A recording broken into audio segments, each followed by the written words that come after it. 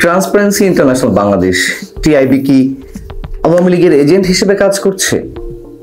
টিআইবির নির্বাহী পরিচালক হিসেবে কি আওয়ামী লীগকে হোয়াইট হিসেবে মানুষের সামনে উপস্থাপন করার একটা গোপন এজেন্ডা নিয়েছেন? নইলে শুরু থেকেই টিআইবি প্রকারান্তরে যেভাবে আওয়ামী লীগের পক্ষে কাজ করে যাচ্ছে, যেমন বঙ্গবন্ধুর বাড়ি বুলডোজার দিয়ে গুড়িয়ে দেওয়া হলো, তখন টিআইবি খুব উচ্চ কণ্ঠে উদ্বেগ জানালো। ছাত্র সমন্বয়কদের যে চাঁদাবাজি, তার বিরুদ্ধে কথা বলে যাচ্ছে। মিস্টার ইফতেখারুজ্জামান দুর্নীতি দমন কমিশনের সমস্যা কমিশনের প্রধান হওয়া সত্ত্বেও তিনি যে ভয়ঙ্কর ইঙ্গিতটি দিলেন ছাত্র সমন্বয়করা কিভাবে দুর্নীতি দমন কমিশন দুদকে ফোন দিয়ে যাদের বিরুদ্ধে দুর্নীতি তদন্ত হচ্ছে সেই তদন্ত থামিয়ে দেওয়ার চেষ্টা করছেন বা থামিয়ে দেওয়ার এজেন্ডা নিয়ে তারা কাজ করছেন, নিশ্চয়ই মোটা অঙ্কের টাকার বিনিময়ে, এই কথা তিনি নিজে বলেছেন। এবং অন্তর্বর্তী সরকারের যে ক্ষমতা অপব্যবহার বা দুর্নীতি সূচকে যে 4 ধাপ পিছিয়ে যাওয়া 2024-এ যে 4 ধাপ পিছিয়ে গেল বাংলাদেশ, তার দায়িত্ব ডক্টর মোহাম্মদ ইউনূসের সরকারের উপরেও বর্তায়। তার কারণ আগস্টে বর্তমান সরকার ক্ষমতায় এসেছে, তার আগে শেখ হাসিনা ছিলেন। যাও, সর্বশেষ নতুন রাজনৈতিক দল এনসিপির অনুষ্ঠানে যোগ দিতে দলটির নেতা কর্মীরা যেভাবে বাস রিকুইজিশন করে, জেলা প্রশাসকের মাধ্যমে বাস রিকুইজিশন করে অনুষ্ঠানে যোগ দিলেন, তার বিরুদ্ধে যেভাবে কথা বলেছে টিআইবি, তাতে মনে হতে পারে যে আওয়ামী লীগের পক্ষে বিশেষ এজেন্ডা নিয়ে তারা কাজ করছে। টিআইবি কি বলেছে? পিরোজপুরে জেলা প্রশাসকের যে বিষয়টি, যে ডিও লেটারটি ভাইরাল হয়েছে, সে বিষয়ে টিআইবি বলছে এনসিপি, ন্যাশনাল সিটিজেন পার্টি, জাতীয় নাগরিক পার্টি, জন্মলগ্নেই এরকম ক্ষমতার অপব্যবহার ও অনৈতিকতার দায় অন্তর্বর্তী সরকার এড়াতে পারে না। অন্যদিকে সেকেন্ড রিপাবলিক ও নতুন রাজনৈতিক বন্দোবস্তের ব্যানারে এ ধরনের কর্তৃত্ববাদী পুরনো চর্চা পরিহার করার জন্য এনসিপি ও তার সকল পর্যায়ের নেতাকর্মী ও সমর্থকদের অঙ্গীকারাবদ্ধ হওয়ার আহ্বান জানিয়েছে টিআইবি। কি দাঁড়ালো? মানে শফিকুল আলম প্রেস সচিব, প্রধান উপদেষ্টার, তিনি তো সাফাই গাইলেন যে লেভেল প্লেইং ফিল্ড সরকার করার চেষ্টা করছে, বা যা হয়েছে বাস রিকুইজিশনের ব্যাপার, সেই সঙ্গে সরকারের কোনো সম্পৃক্ততা নেই। কিন্তু টিআইবি সম্পৃক্ততা পেয়েছে বিধায় ভাবে কড়া ভাষায় বিবৃতি দিয়েছে। এখন বিষয় হচ্ছে যে ডক্টর ইফতেখারুজ্জামানকে সব সরকারি বিদেশি অর্থের টাকা খেয়ে সরকারের বিরুদ্ধে কাজ করছে এরকম অপবাদ দিয়েছে। বিএনপিও বলেছে, যখন বিএনপি পরপর 3 বার দুর্নীতিতে চ্যাম্পিয়ন হলো, তখন বলেছে। আওয়ামী লীগ যখন দুর্নীতিতে বিশ্ব চ্যাম্পিয়ন হলো, বা আওয়ামী লীগের বিভিন্ন অপকর্মের বিরুদ্ধে ট্রান্সপারেন্সি ইন্টারন্যাশনাল বাংলাদেশ ডক্টর ইফতেখারুজ্জামানের সাথে কথা বলতে থাকলেন, তখনও তাকে বলে দিল যে তিনি বিএনপির সুরে কথা বলছেন। এখন আবার যেহেতু বর্তমানে যে কিংস পার্টি, জাতীয় নাগরিক পার্টি বা ডক্টর মোহাম্মদ ইউনূস সরকারের বিরুদ্ধে কথা বলছে, তখন কি বলা হবে যে ডক্টর ইফতেখারুজ্জামান আওয়ামী লীগের এজেন্ট হিসেবে কাজ করছে? ঠিক এইভাবেই এই সংস্কৃতি চলে আসছে। আমরা যারা গুটি কয়েক মানুষ আওয়ামী লীগ সরকারের বিরুদ্ধে কথা বলেছিলাম, বানিয়ে দিয়েছিল বিএনপি জামাতের দালাল, এখন আবার বর্তমান অন্তর্বর্তী সরকারের বিরুদ্ধে যারা কথা বলছি তাদেরকে বানিয়ে দেওয়া হচ্ছে ফ্যাসিবাদের দোসর। এগুলো চলবে, কোনো সমস্যা নেই। যাই হোক, এখন নতুন করে যে বিষয়টি ভাইরাল হলো, বৈষম্য বিরোধী ছাত্র আন্দোলনের নেতাদের বিরুদ্ধে,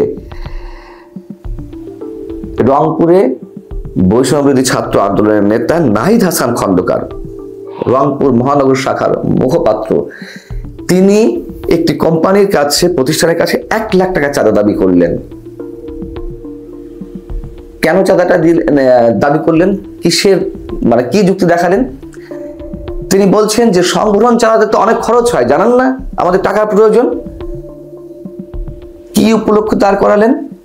ওই প্রতিষ্ঠানে গিয়ে তিনি বলছেন যে এখানে অবৈধভাবে বালু উত্তোলন করা হচ্ছে এই প্রতিষ্ঠানের নামে, এবং পার্ক নির্মাণ করা হচ্ছে, তখন ওই প্রতিষ্ঠানের যিনি কর্ণধার বা একজনকে শুনতে দেখা যাচ্ছে যে ভিডিওটি ভাইরাল হয়েছে যে এখানে যদি অবৈধ বালুর ব্যবসা বন্ধ হয়ে যায়, ঠিক আছে আমি বন্ধ করে দিচ্ছি, কিন্তু আমি 1 লাখ টাকা দিতে পারবো না, 5,000 টাকা দিচ্ছি।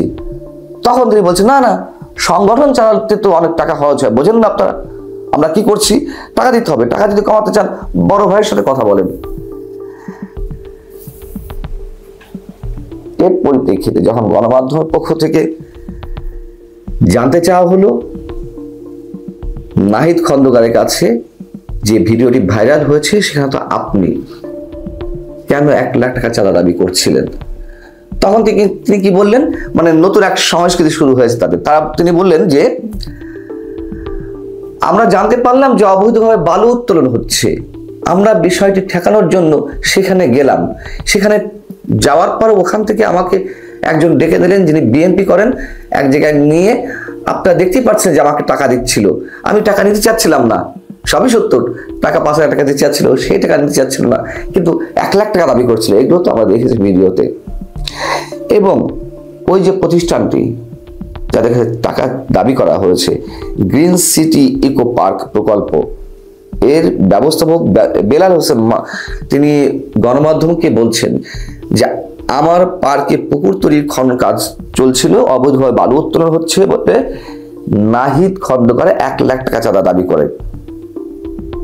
তিনি বলছেন এর বাইরেও চাঁদা দাবির আরো অনেক রেকর্ড রয়েছে, সেগুলো ছাড়া হবে।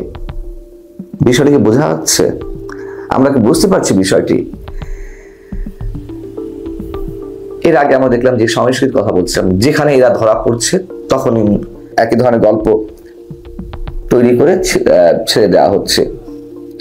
গাজীপুরে যখন হামলার শিকার হলেন বৈষম্যবিরোধী ছাত্র আন্দোলনের নেতারা, তখন তারা কি বললেন, মানে গাজীপুরের সাবেক মুক্তিযুদ্ধ বিষয়ক মন্ত্রী মোজাম্মেল হকের বাড়িতে তারা লুটপাট করতে গিয়েছিল, এরকম অভিযোগ আসছে। ওইখানে লুটপাট করতে গিয়ে তারা হামলার শিকার হয়েছে, স্থানীয়দের হামলার শিকার হয়ে আহত হওয়ার পরে তারা আবার যদি বলছেন যে আমরা শুনেছিলাম যে লুটপাট করতে গেছে, এটা ঠেকানোর জন্য আমরা এখানে গেলে আমাদেরকে মারপিট করা হয়, আমাদেরকে আহত করা হয়। আবার 25শে ফেব্রুয়ারি রাজশাহীর বারিন্দ মেডিকেল কলেজে একইভাবে চাঁদা দাবি করতে গিয়ে যারা বলছে বা কর্তৃপক্ষের ভাষ্য অনুযায়ী তারা মেডিকেল কলেজটির শিক্ষার্থী এবং কর্তৃপক্ষের কাছে হাতে নাতে ধরা পড়ে তাদেরকে আটকে রাখা হলো। মব জাস্টিস একটা সম্ভাবনা, তারাও মব জাস্টিস শিকার হতে যাচ্ছিল, তখন তাদেরকে সেনাবাহিনী উদ্ধার পর আবার তারা কি বললো, এটি সাবেক পররাষ্ট্র প্রতিমন্ত্রী শাহরিয়ার আলমের প্রতিষ্ঠান, এখানে আওয়ামী লীগের অভিযুক্ত নেতা কর্মীরা লুকিয়ে আছে, আমরা খোঁজ নিতে এসেছিলাম, আমরা যে অপারেশন ডেভিল হান্ট চলছে সেটিতে সহায়তা করতে এসেছিলাম। একই ধরনের বয়ান তো সব জায়গায়। আমরা দেখলাম যে 2 দিন আগে মোংলা উপজেলার সাবেক চেয়ারম্যানের সন্তান, তার কাছে 10 লাখ টাকা চাঁদা দাবি করা হয়েছে, এটিও ভাইরাল হয়েছে। এর নাম কি নতুন রাজনৈতিক বন্দোবস্ত?